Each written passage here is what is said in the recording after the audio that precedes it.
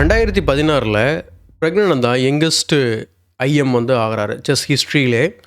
அப்போ வந்து அவரோட ரேட்டிங் வந்து 2400 சம்திங் ஐஎம் ஆன ரேட்டிங் இருக்குது. ஸோ அடுத்து அவர் ஜிஎம்காக போகணும் அப்படின்றதுனால அவர் சில நிறையா open tournaments and strong tournaments participate பண்ணுறாரு. அப்படி பண்ணும்போது ஐல் ஆஃப் மேன் மாஸ்டர்ஸ் 2016ல் வந்து ஆடுறாரு. அப்போ கடைசி ரவுண்டில் ஆக்சல் பேக்மேன் அப்படிங்கிற ஜிஎம்மோட ஆடுறாரு. அந்த கேமை தான் நம்ம வந்து பார்க்க போகிறோம்.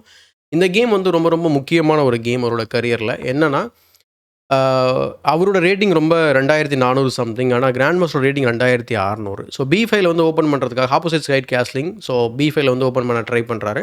அவர் சென்டரை ஓப்பன் பண்ணுறாரு கிராண்ட் மாஸ்டர். ஸோ நைட் பி4 போட்டு அதை வந்து ரெக்கவர் பண்ண பார்க்குறாரு. அதனால் அவர் வந்து பி-பானை வெட்டுறாரு. அது மிஸ்டேக்னு சொல்லுது கம்ப்யூட்டர், பட் தட்ஸ் ஓகே தான். நைட் டேக்ஸ் A2, அப்புறம் கிங் B1 போட்டு நைட் அட்டாக் பண்ணுறாரு. நைட் அட்டாக் பண்ண குயினால் D5 பானை அட்டாக் பண்ண, நீ கவுண்டர் அட்டாக், நீ ஏன் நைட்டை விட்டு நான் ஓன் நைட்டை வெட்டுறேன் அப்படின்ட்டு. பட் இங்கே அவர் என்ன பண்ணுறாரு அப்படின்னா நைட் A3 போகிறாரு. அது இது மிஸ்டேக் தான். பட் இந்த மிஸ்டேக்லேருந்து நம்ம தப்பிக்கவே முடியாது. அந்த மாதிரியான ஒரு பெரிய பிளண்டர் இது கிட்டத்தட்ட.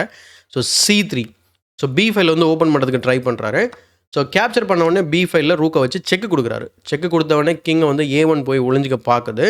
ஆனால் இங்கே ஒளியே முடியாது, நான் திரும்ப உன்னை ஃபாலோ பண்ணுறேன்னு சொல்லிட்டு குயின் A5 வந்துட்டு அட்டாக் பண்ணுறாரு. அது மட்டும் இல்லாமல் குயின் வந்து D5 இருந்தபோது நைட்டில் உள்ளே வர முடியாது. இப்போ அதுவுமே வழி விட்டுருக்காரு. அதனால் ஃபோர்ஸ்ட்டாக நைட்டை வெட்டியே ஆகணும். வெட்டினதுக்கப்புறம் வந்து பார்த்திங்கன்னா நைட்டை கேமுக்குள்ளே கொண்டு வராரு. கொண்டு வந்ததுக்கப்புறம் இப்போதைக்கு வந்து பார்த்திங்க அப்படின்னா அவர் மெட்டீரியலி அப்பு. ஆனால் அட்டாக் வந்து பார்த்திங்கன்னா ரொம்ப ஸ்ட்ராங்காக போயிட்டுருக்கு. ஸோ நைட்டை வச்சு natural move. So C3 attack பண்ணால் நான் நைட்டை வச்சு டிஃபெண்ட் பண்ணுறேன் அப்படின்னு சொல்லிட்டு. பட் இந்த பொசிஷனில் சிம்பிளாக வந்து பார்த்திங்கன்னா பிஷப் E6 வச்சதுக்கப்புறம் ஆக்சல் பேக்மேன் வந்து கேமிங்கை ரிசைன் பண்ணுறாரு. ஸோ ரிசைன் பண்ணதுக்கப்புறம் ஏன் ரிசைன் பண்ணணும் அப்படின்ற ஒரு கேள்வி. இங்கே இடத்துல பெஸ்ட் மூவே வந்து பார்த்திங்கன்னா C4 தான். மற்ற எல்லாமே வந்து பார்த்திங்கன்னா ரேண்டம் மூவ்.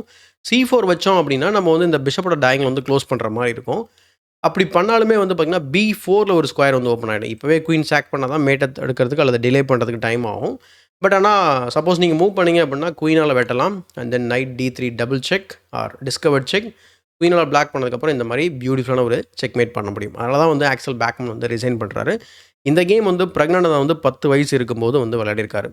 ஸோ அதுக்கப்புறம் அவர் என்னெல்லாம் பண்ணார், நிறையா நம்ம கேம்ஸ் வந்து நம்ம சேனலில் கவர் பண்ணியிருக்கோம். ஸோ இந்த கேம் ரொம்ப இன்ட்ரெஸ்டிங்காக இருந்தது.